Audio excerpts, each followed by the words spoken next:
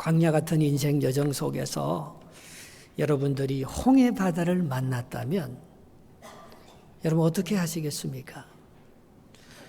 홍해 바다만 만난 것이 아니고 뒤에는 애굽 군대가 쳐들어오고 양쪽 옆에는 깊은 계곡 낭떠러지라서 앞으로 갈 수도 없고 뒤로 도망갈 수도 없고 옆으로 피할 수도 없는 그런 진퇴양난에 갇혀있는 도간의 쥐라면 여러분들이 어떻게 하시겠습니까? 이건 분명히 하나님의 인도함을 받아 나온 게 거기까지예요. 홍해바다 앞은 하나님이 인도해서 온 것이었습니다. 하나님이 이제 이스라엘을 버리신 것입니까? 오늘 본문이 바로 그런 상황에서 기록되어 있는 것입니다.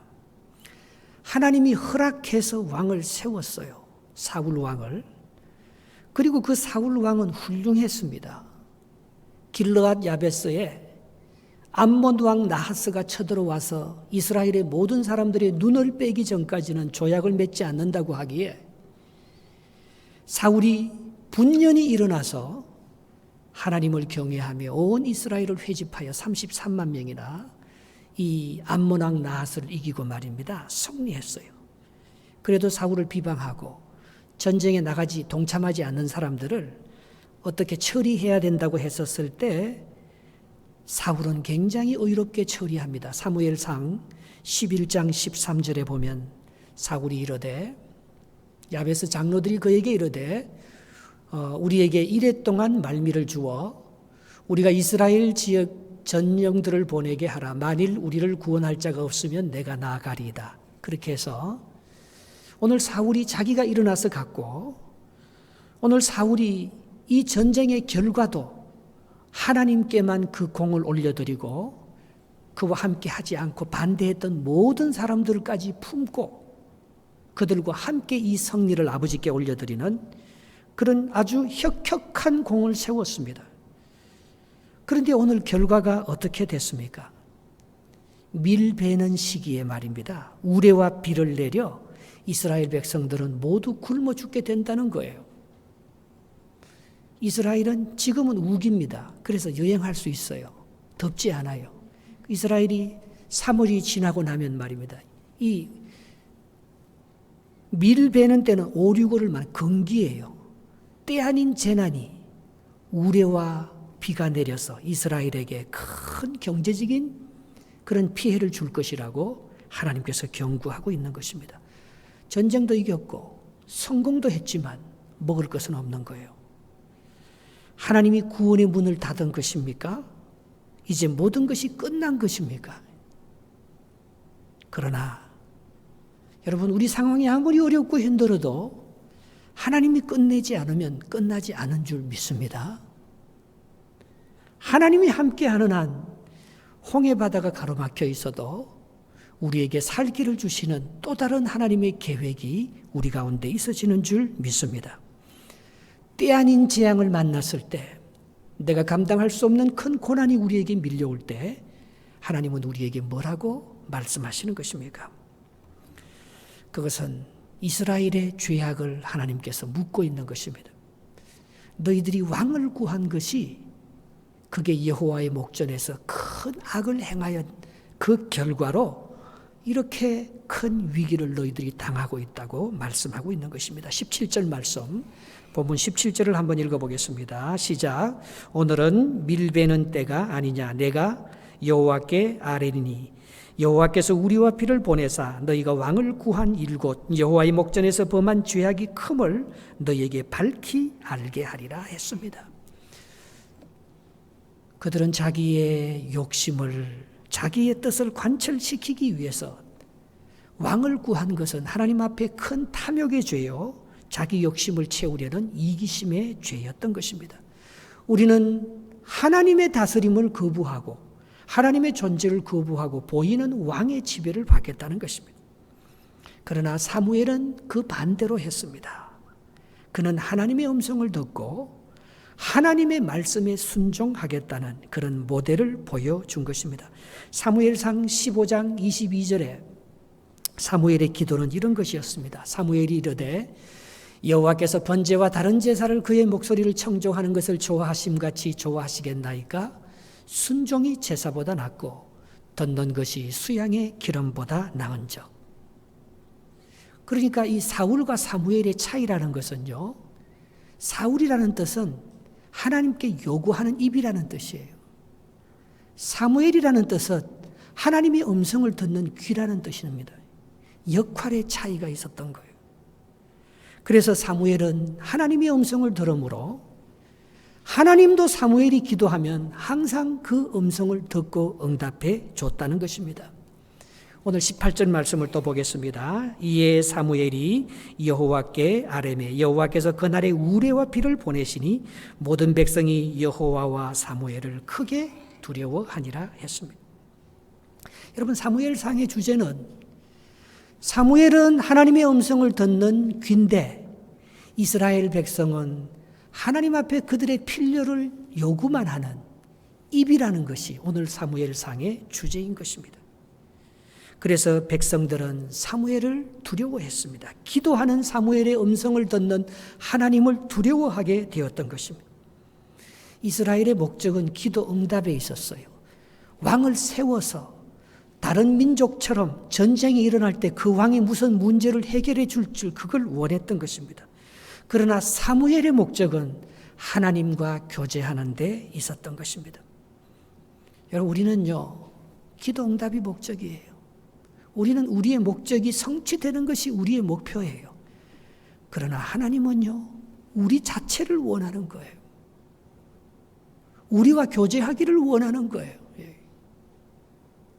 하나님은 우리 자체를 원하지 우리가 원하는 그 요구를 들으시는 그분이 하나님은 아닌 것입니다.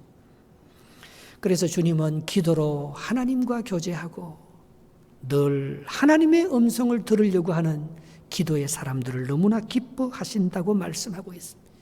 잠언 8장 17절에 나를 사랑하는 자들이 나의 사랑을 입으며 나를 간절히 찾는 자가 나를 만날 것이라고 했습니다. 결국 하나님이 이스라엘 백성들을 홍해 앞으로 인도한 것은 그들을 멸망시키려는 의도가 아닙니다. 결국 추수 때, 밀 베는 때에 우레와 비를 내려서 추수를 망하게 하는 것은 그건 하나님의 뜻이 아닌 것입니다. 바로 거기서 하나님을 찾게 하기 위해서 하나님이 그 사건을 다루고 있다는 것을 그들로 하여금 느껴서 그 모든 사건과 환경을 주님 앞에 맡기는 하나님과 함께 일하자는 하나님의 의도가 거기에 있었던 것입니다. 여러분은 평소에 얼마나 하나님의 음성을 듣고 살아가십니까? 여러분은 어디서 하나님의 음성을 듣습니까? 하나님의 음성은요, 성경 말씀을 통해서 제일 많이 들려요. 하나님의 말씀을 읽지 않으면 하나님의 음성을 들리죠. 내 필요만 요구하죠. 사울이 금방 돼버립니다. 입밖에 없어요. 입. 내가 구하는 요구밖에 없습니다. 그러나 하나님께서 우리에게 더 많이 하나님의 음성을 들려주는 곳이 있습니다. 그것은 우리 주위에서 일어나는 상황입니다. 여러분, 이 상황은요, 하나님께서 우리에게 말씀하시는 사건들이에요. 다윗은 사울을 피해 도망쳐서 블레셋 왕 아비멜렉 앞에서 미친 노릇을 합니다. 망명 가서 살아남아야 되니까. 그러나 바로 그때도 그는 여호와를 찾으며 하나님 앞에 기도하는 모습이 다윗의 모습인 것입니다. 시편 34편 10절에 그는 이렇게 고백합니다. 젊은 사자는 궁핍하여 줄일지라도 여호와를 찾는 자는 모든 좋은 곳에 부족함이 없으리로다. 믿습니까? 우리가 아무리 어려워도 여호와를 찾으면 젊은 사자가 궁핍하여 굶어 죽어도 여러분들은 굶어 죽지 않을 줄 믿습니다. 하나님께서 가장 좋은 것으로 우리를 채워주시고 축복해 주시리라 확신합니다. 일전에 제가 사무실에서 일을 마치고 밖으로 나가려고 하는데 제 차 뒤에 누구 차가 있어요. 모르는 차인데 말입니다. 그래서 나갈 수가 없어요. 그래서 다시 내 방으로 돌아와서 이제 책을 하나 꺼내서 봤습니다. 빨리 내가 가야 되는데 저 차 때문에 내가 못 가서 어떡하지? 또 나가봐도 그 차 주인이 어디 갔는지 없는 거예요. 예. 그래서 제가 이런 생각이 들었습니다. 하나님께서 못 가게 하시는가 보다. 하나님께서 내 길을 막으시는가 보다. 그렇게 생각하니까 마음이 조급해지지 않고 평강이 왔어요. 예. 그러면서 제가 책을 읽었는데요. 참 그 책이 좋은 거예요. 그건 성경에 강의되는 책도 아니고 저 밑에서 아무거나 제가 뽑아서 하나 책을 읽었거든요. 그런데 만주 벌판에서 우리 그 독립군들이 하는 그 얘기, 그리고 그 포로 수용소에서 거제도에서 있었던 그 얘기를 읽는데요. 우리 조상들에 대한, 우리 민족에 대한 새로운 시각을 나에게 주더라고요. 그래서 내가 그런 생각이 들었어요. 저기 책을 좀 많이 꽂아놓고 우리 성도들이 하도 내가 책을 안 읽으니까 그런 책들을 좀 읽으면서 늘 하나님과 교제했으면 얼마나 좋겠나. 하나님은 분명히 내 가는 길에 발목을 잡은 것이 아니고 나에게 더 유익한 것을 주게 하기 위해서 나를 못 가게 하신 줄 믿습니다. 여러분, 하나님은 이렇게 상황을 통해서 우리에게 더 많이 말씀하시는 거예요. 하나님은 모든 사건들을 통해서 우리에게 분명히 하나님의 메시지를 우리에게 들려주고 있는 것입니다. 내 힘으로 살아갈 길이 막막하고 홍해 바다가 가려 놓여 있을 때 주님은 이제 네가 일할 때가 아니라는 것입니다. 가만히 서서 하나님의 행사를 바라보라는 거지요. 16절 말씀을 읽겠습니다. 오늘 본문 16절입니다. 시작. 너희는 이제 가만히 서서 여호와께서 너희 목전에서 행하시는 이 큰 일을 보라 했습니다. 홍해 바다 만난 것을 내가 풀 수 있습니까? 하나님께서 가만히 있으라는 거예요. 우레와 비를 만나서 추수 때가 엉망이 된 것을 내가 막을 수가 있습니까? 그건 주님께서 주시는 거예요. 이를 푸는 열쇠는 가만히 거기에 머물러 기다리는 것입니다. 그때 하나님의 징조를 보여주시는 것입니다. 이사야서 7장 14절에 하나님, 우리가 이렇게 바벨론에게 망했는데 언제 우리를 구원하십니까? 구원해 주겠대요.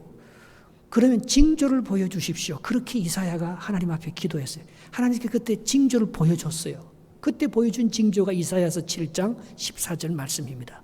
그러므로 주께서 친히 징조를 너희에게 주실 것이요. 보라, 처녀가 잉태하여 아들을 낳을 것이요. 그 이름을 임마누엘이라 하리라. 하나님께서 전혀 다른 응답을 우리에게 주셨잖아요. 바벨론 포로에서 해방시켜달라고 이스라엘의 독립을 위해서 기도했는데 말입니다. 우리의 영원한 인류가 죄에서, 사망에서, 죽음에서, 심판에서 풀려날 수 있는 그 길 징조로 언젠가 처녀가 잉태하여 아기를 낳는 그런 역사적인 사건이 올 것인데 바로 그 사건이 인류를 구원하시는 하나님의 사건이라고, 그런 징조를 받게 되었던 것입니다. 여러분, 하나님은 두려워하는 이스라엘 백성들에게 가만히 서서 기다리라는 거예요. 홍해바다 앞에 있는 이스라엘 백성들에게 출애굽기 14장 13절 14절에 주님께서 그렇게 말합니다. 모세가 백성에게 이르되 너희는 두려워하지 말고 가만히 서서 여호와께서 오늘 너희를 위하여 행하시는 구원을 보라. 너희가 오늘 본 애굽 사람을 영원히 다시 보지 아니하리라 했습니다. 여호와께서 너희를 위하여 싸우시리니 어떻게 하라고요? 너는 가만히 있으라는 거예요. 홍해바다를 네가 어떻게 할 수도 없고 뒤에서 쳐들어오는 애국군들을 네가 어떻게 할 수 없는 거예요. 때 아닌 재앙을 만나서 밀 추수 때에 우레와 비가 내리는 것을 네가 어떻게 할 수 없다는 거예요. 그러나 그때 하나님께서 놀라운 징조를 네게 보여주실 것이니 네가 그것을 바라보며 가만히 거기서 머물러 기다리고 보고 있으라는 거예요. 인생은요, 기적의 연속입니다. 그것을 경험하는 길은 믿음의 눈으로 하나님이 행하시는 일을 바라보는 안목이 있어야 하는 것입니다.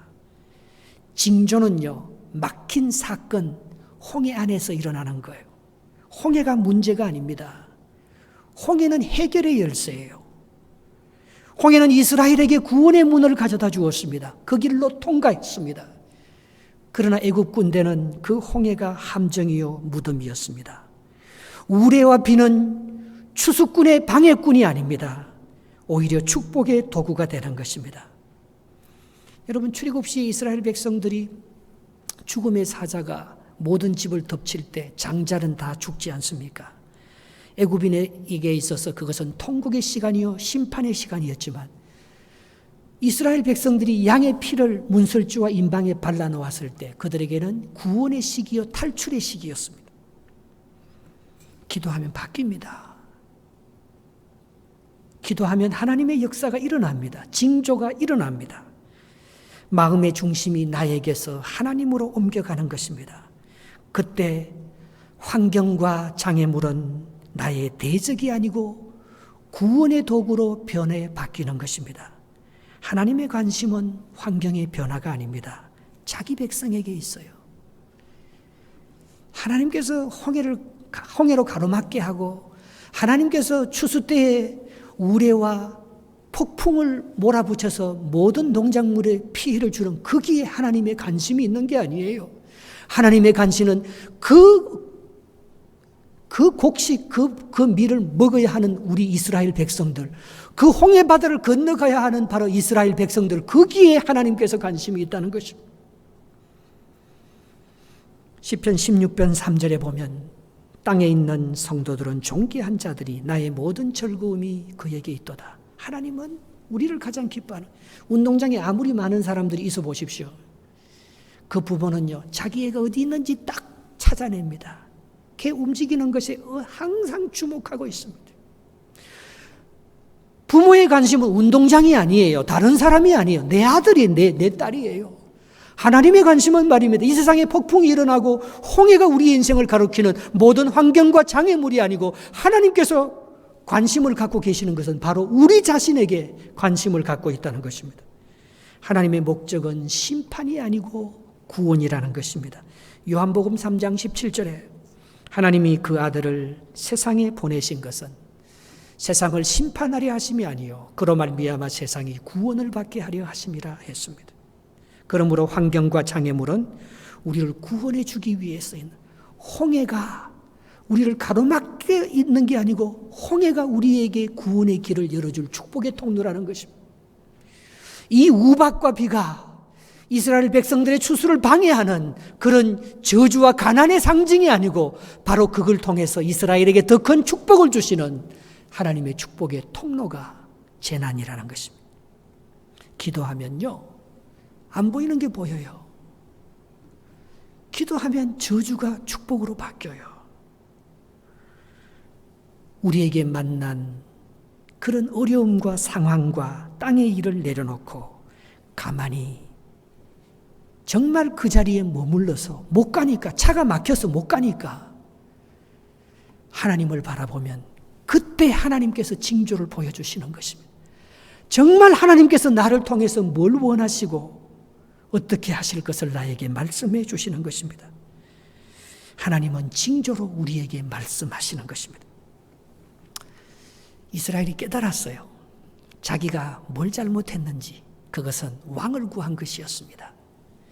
성도가 내가 뭘 잘못했는지를 깨닫게 되면 살 길이 열립니다. 여러분, 우리는 뭘 잘못했는지 몰라요. 그러나 오늘 이스라엘 백성들은 사무엘의 기도를 듣고 잠잠히 있으면서 하나님께서 너에게 뭐라고 말씀하시는지 좀 들어보라고 할 때 그들이 뭘 잘못했는지 그들이 깨닫게 되었던 것입니다. 그것이 19절 말씀입니다. 19절 말씀 읽겠습니다. 시작. 모든 백성이 사무엘에게 이르되 당신의 종들을 위하여 당신의 하나님 여호와께 기도하여 우리가 죽지 않게 하소서. 우리가 우리의 모든 죄에 왕을 구하는 악을 더하였나이다 했습니다. 평소에도 죄 많이 짓고 살았습니다. 그러나 우리에게 최악의 죄악은 왕을 구한 것이었습니다. 하나님보다 세상 왕이 부러워서 인간의 권세를 구해서 그걸 의지하여 전쟁에도 이기고 내 성공도 한번 이루어 보려고 한 그것이 나에게 가장 큰 죄악이었습니다. 그래서 우리를 위해서 기도해 주십시오. 우리가 어떻게 하면 이 문제를 풀 수 있겠습니까? 사무엘 선지자여 좀 도와주십시오. 그렇게 간구하고 있는 것입니다. 그들은 이제 문제를 알았습니다. 그러니까 해결책도 알게 된 것입니다. 우리가 이렇게 하나님을 두려워하기 시작하면 문제는 하나도 두렵지 않습니다. 그러나 반대로 우리가 문제를 두려워하면 하나님이 두렵지 않는 거예요. 계속해서 인간적인 방법으로만 대처합니다. 오늘 본문 20절을 보겠습니다. 20절 시작. 사무엘이 백성에게 이르되 두려워하지 말라. 너희가 과연 이 모든 악을 행하였으나 여호와를 따르는 데에서 돌아서지 말고 오직 너희의 마음을 다하여 여호와를 섬기라 했습니다. 여러분은 언제 여러분들이 제일 싫습니까? 저는 그래요. 저는요 항상 그 부분에 넘어져요. 그게 내 약점이에요. 또 지난주에도 같은 실수를 반복했어요. 그래서 내가 너무 싫은 거예요. 내가 내 자신이 너무 미운 거예요. 또 넘어졌구나. 그렇게 생각하면요 한없이 수렁에 빠집니다. 절망해요. 낙심해요. 우울해집니다. 주님, 제가 또 넘어졌습니다. 좀 고쳐주셔요. 나는 왜 이 부분이 안 고쳐지지요? 주님, 날 좀 변화시켜 주세요. 그렇게 기도하는데요. 너는 네 스스로 네 자신을 고칠 수 없어. 내가 그런 생각이 드는 거예요. 내가요 절대 안 변하더라고요. 내가. 근데요 내가 남을 변화시키려고 하다가 내가 또 넘어졌거든요. 여러분, 우리는 남을 변화시키려 하면요 내가 먼저 넘어집니다. 그래서 주님께서 내게 그렇게 말씀하셨어요. 주님, 저는 고칠 수 없사오니 저를 죽여주십시오. 네가 이제는 고쳐달라고 기도하지 말고 죽여달라고 기도해라는 것입니다. 아무리 고쳐도 고쳐지지 않으니까, 아무리 고치려고 해도 고침받지 않으니까 하나님 차라리 나를 죽여주십시오. 하나님 나를 죽여주십시오. 왕을 요구한 이스라엘 백성들에게 주님은 말씀하십니다. 네가 이스라엘 백성들의 제도를 고쳐서 왕을 세우면 문제가 해결될 것 같으냐? 바로 그것이 너의 교만이다. 이스라엘은 고칠 수가 없다. 그 얘기를 하면서 하나님께서 계속해서 반복하는 얘기가 40년간 너의 조상들이 광야 생활을 하면서 그렇게 불순종하면서 그렇게 하나님의 인도함을 받으려고 하지 않듯이 너희 후손들도 어떻게 그렇게 똑같냐? 안 고쳐지잖아요. 이스라엘 못 고칩니다. 이스라엘 그 교만하고 그 뻣뻣한 목을 못 고칩니다. 보니까 나도 못 고치더라고요. 내가 남을 고치려고 할 때 오히려 내가 더 먼저 뻗는 거예요. 이런 상황을 만드신 분이 하나님이다. 하나님께서 그 일을 다루실 것을 네가 믿고 왜 못 맡기니? 해결책은 네가 죽고 네 안에 그리스도가 사는 것이다. 주님께서 우리에게 말씀하시는 것은 우리의 주재권이었습니다. 내 속의 주인이 누구냐 이거예요. 지난주 이제 10개월 동안 하던 제자반을 종강했습니다. 이번에 10기인데 말입니다. 그래서 이제 제자반 종강하고 오후 4시쯤 되어서 교회를 나서는데 갑자기 지난 목요일 날 눈이 막 엄청나게 왔어요. 제가 차를 몰고요 가면서 이제 우회전을 하려고 했어요. 우회전. 그래서 우회전을 하려면 제일 끝 차선 3차선에 붙어야 되잖아요. 3차선으로 쭉 가는데 2차선에서 오던 차가요 갑자기 제가 가는 3차선으로 거의 같이 갔는데 아마 백밀러로 제가 안 보였는가 봐요. 이 운전사가. 제 쪽으로 이렇게 확 들어오는 거예요. 그런데 이상하게 그게 느껴졌어요. 누군가가 내 쪽으로 이렇게 쭉 들어오고 있다는 거. 그래서 나도 모르게 4차선으로 내가 비꼈어요. 4차선으로 비꼈는데. 그래서 그 차하고 내 차하고 1cm 간격으로 거의 나는 부딪혔는 줄 알았어요. 1cm 간격인데 이렇게 보는 게. 근데 마침 4차선 이게요. 아무런 차가 뒤에서 오지 않았어요. 이 친구도 금방 놀래서 2차선으로 돌아가더라고요. 나도 3차선으로 또 들어갔어요. 그게 403 이제 이 403 하이웨이 빠지는 길 바로 그 길목이라서 바로 이제 4차선이 3차선으로 줄어들더라고요. 근데 말입니다. 제 마음속에요. 하나님의 음성이 딱 들려오는 거예요. 태겸아, 내가 너 운전대를 잡고 있다는 거예요. 내가 너를 핸들하고 있다는 거예요. 왜? 그래서 제 마음속이요. 하나도 화가 나지 않았어요. 아니 이 미친놈이 아니 그 차 좀 세우라고 정신없는 놈이 보통 같으면 내가 그렇게 할 텐데 여기서 욕이라도 한마디 할 텐데 내가. 근데 내 마음속에요. 왕이신 나의 하나님 내가 주를 높이고 영원히 주의 이름을 송축하리이다. 내 마음속에 찬양이 일어나는 거예요. 내가 너를 지키고 있다는 것입니다.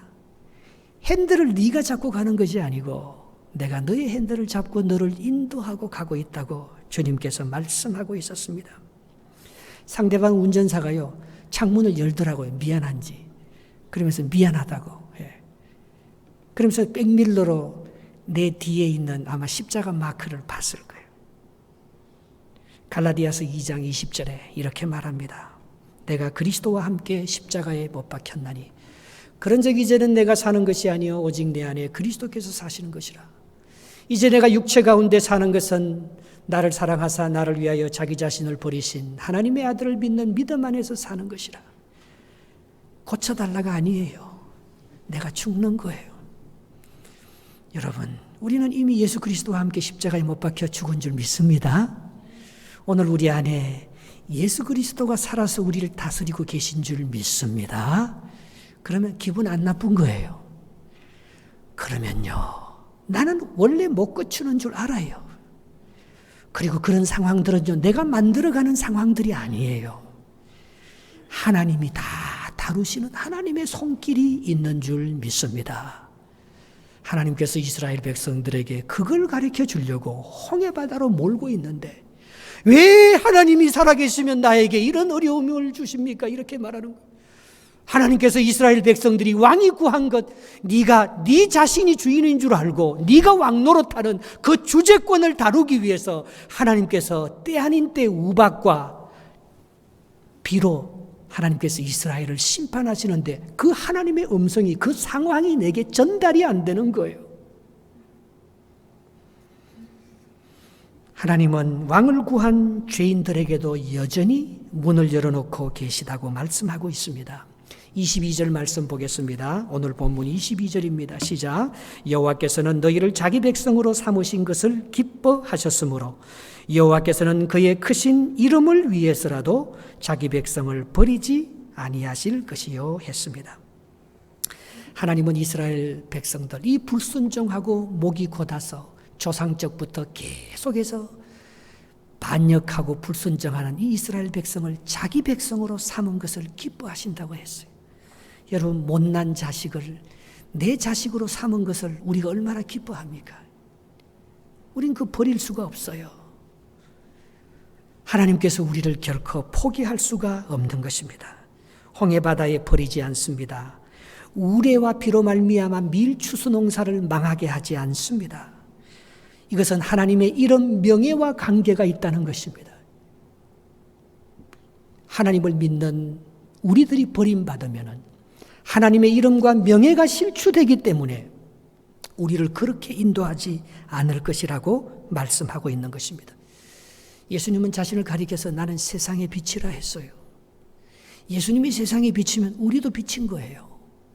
마태복음 5장 14절 15절에 주님께서 그렇게 말, 너희는 세상의 빛이라 했습니다. 산 위에 있는 동네가 숨기지 못할 것이요 사람이 등불을 켜서 말 아래 두지 아니하고 등경 위에 두나니 이러므로 집안 모든 사람에게 비치느니라 했습니다. 예수님이 자신을 만왕의 왕으로 그렇게 일컬으면서 다른 왕들을 원치 않은 질투심에서 우리에게 왕을 세우기도 원치 않았고 자기만을 섬기라고 한 것입니까? 주님의 사역은요, 우리의 성도의 신분과 밀접한 관계가 있기 때문에 주님께서 그렇게 하시는 것입니다. 주님은 낮아지셨다가 높아지셔야 할 뿐이에요. 그래야지 낮아진 우리도 다시 높아질 수 있기 때문에 그런 것입니다. 고린도후서 8장 9절에 주님은 이렇게 우리 주 예수 그리스도의 은혜를 너희에게 알거니와 부요하신 이로서 너희를 위하여 가난하게 되심은 그의 가난함으로 말미암아 너희를 부요하게 하려 하심이니라. 예수님의 모든 사역은 우리를 위해서 있는 거예요. 예수님께서 가난하고 낮아지지 않으면 낮은 우리가 부유하고 우리가 높아질 수 없기 때문에 하나님께서 그 아들을 낮추셔서 우리를 구원하시고 사랑하시는 하나님의 놀라운 뜻이 거기에 있는 것입니다. 그러나 우리가 세상 왕을 아무리 높여보십시오. 우리가 높아지는가? 우리는 더 낮아지고 세상 왕의 종이 되지. 우리가 원하는 요구를 아무리 이루려고 해보십시오. 그것은 그 요구를 통해서 우리가 응답을 받고 그 요구에 행복해지는 것이 아니고 그 요구를 아무리 많이 가져도 종의 종이 될 수밖에 없습니다.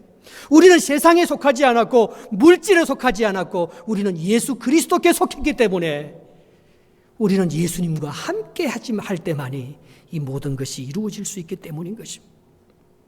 주님의 명예가 낮아져서 회복되지 않으면 우리 성도의 신분도 회복될 수가 없는 것입니다. 그래서 하나님의 관심은 사람에게 있다 했어요.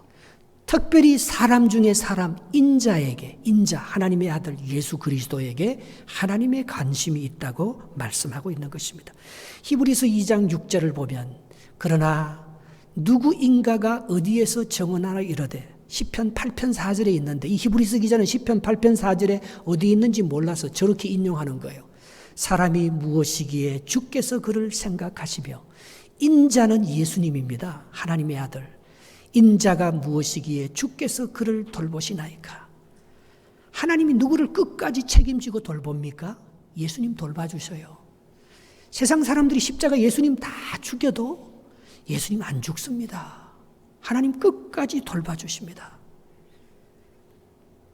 바로 예수님의 사역, 예수님이 죽고 사는 그 문제는 앞으로 우리가 죽고 사는 문제하고 직결되어 있기 때문에 하나님은 오고 오는 세상을, 저 앞절에 보면요, 하나님이 오고 오는 세상을 천사에게 안 맡긴다 했어요.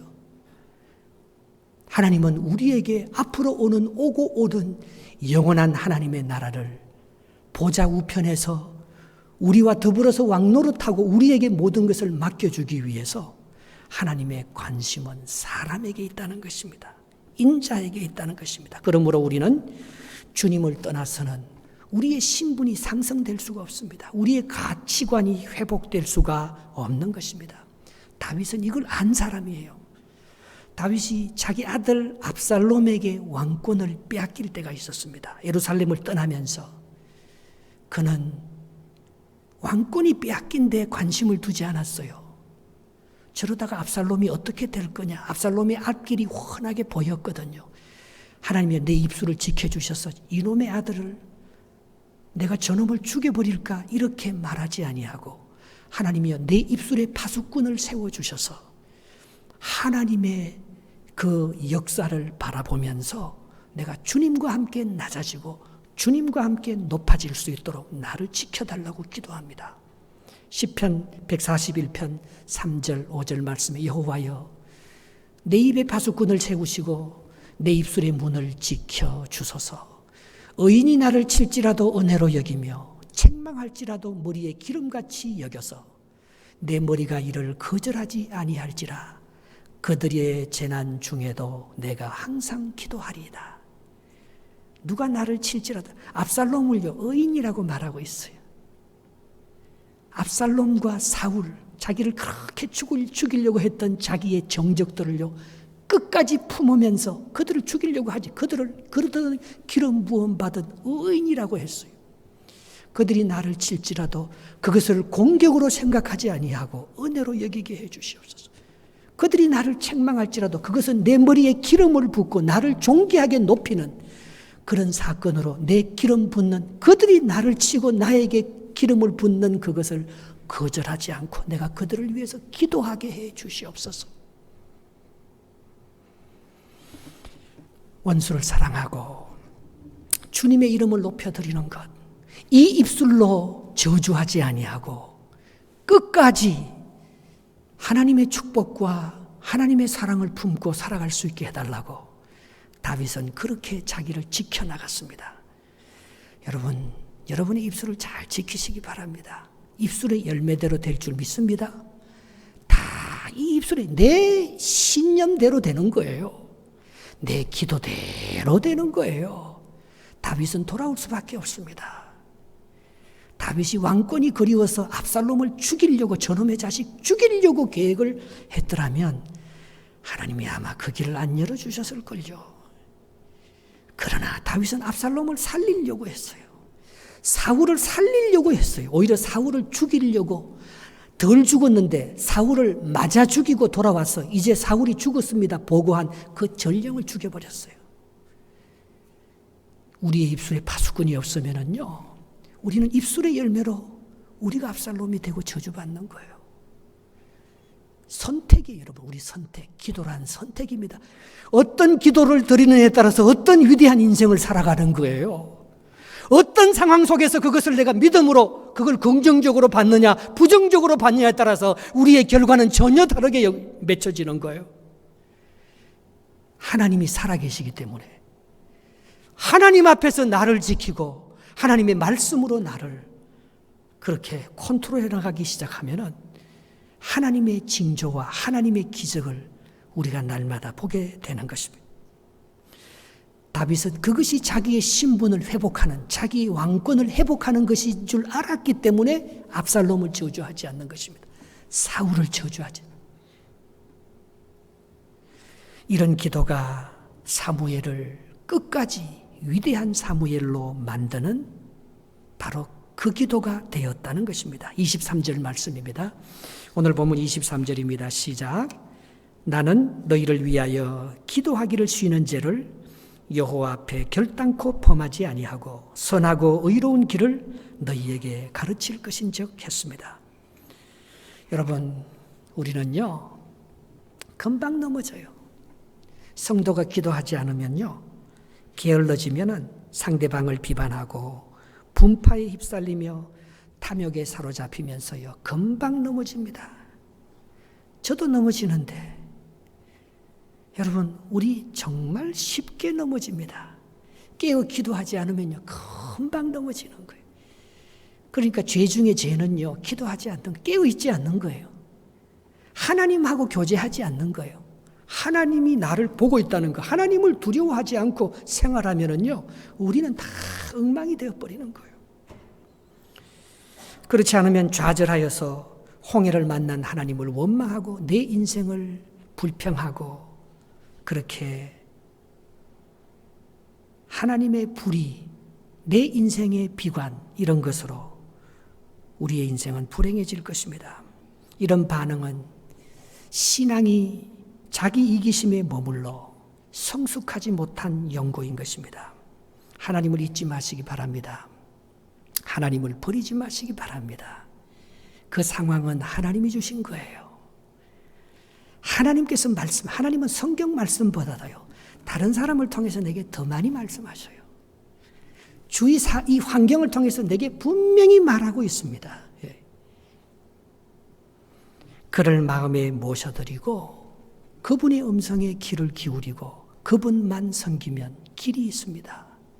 반드시 우리를 더 좋은 것으로 하나님께서 합력하여 선을 이루는 방향으로 우리를 인도해 가신다는 것입니다. 24절 한번 읽어봅시다. 24절 너희는 여호와께서 너희를 위하여 행하시는 그 큰 일을 생각하여 오직 그를 경외하며 너희의 마음을 다하여 진실이 섬기라 했습니다. 하나님이 어떤 상황을 주셨다면 반드시 그 상황을 통해서 유익하게 해주실 줄 믿습니다. 로마서 8장 28절 다 외우시죠? 같이 한번 외워봅시다. 로마서 8장 24절 시작. 우리가 알거니와 하나님을 사랑하는 자, 곧 그의 뜻대로 부르심을 입은 자들에게는 모든 것이 합력하여 선을 이루느니라 했습니다. 사무엘처럼 기도할 수 있기를 바랍니다. 기도하기를 쉬지 말, 하나님과의 교제가 끊어지지 않기를 바랍니다. 다윗처럼 위험에 빠졌을 때 기도하시기 바랍니다. 위기는 위험과 기회가 같이 있는 거예요. 위기는요, 위험에 빠져서 그게 걸림돌이 되어서 홍해 바다에 넘어져 빠져 죽을 수도 있지만 홍해 바다가 그 위험만은 아니에요. 그 홍해 바다가 우리가 이스라엘이 그걸 밟고 디뎌서 하나님의 구원의 역사를 맛보는 디딤돌이 기회가 되는 거예요. 기회. 하나님의 구원의 역사와 징조를 맛볼 수 있는 그 기회가 되는 거예요. 장애물이 축복입니다. 나를 가로막고 있는 그 저주가 축복입니다. 그게 기회가 되는 거예요. 주님의 문은 이렇게 열려. 그리고 우리가 선택하는 거예요. 문제가 걸림돌이 된다면 주님을 찾지 않고 왕을 구한 것입니다. 그러나 문제가 안 되는 것은 하나님을 왕으로 삼고 내가 죽기 때문에 그런 거예요. 기도는 닫힌 문을 여는 유일한 열쇠가 되는 줄 믿습니다.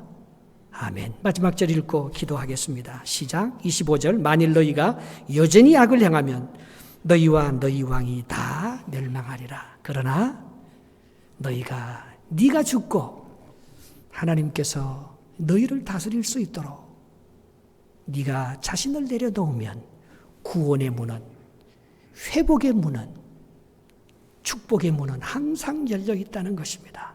내가 선택하는 거예요. 내가 그 홍해와 장애물을 보고 내가 두려워해서 하나님을 원망하고 죽을 것인가? 그렇지 않으면 바로 이 장애를 주신 홍해를 주시고 추수 때에 우레와 비를 주셔서 때 아닌 재앙을 만나게 해주신 그 하나님께로 나가면 바로 그것은 우리에게 장애물이 아니고 걸림돌이 아니고 바로 우리에게 하나님의 기적과 은혜를 베풀어 주시는 디딤돌이 되고 축복의 통로가 될 줄 믿습니다. 아멘. 기도하겠습니다.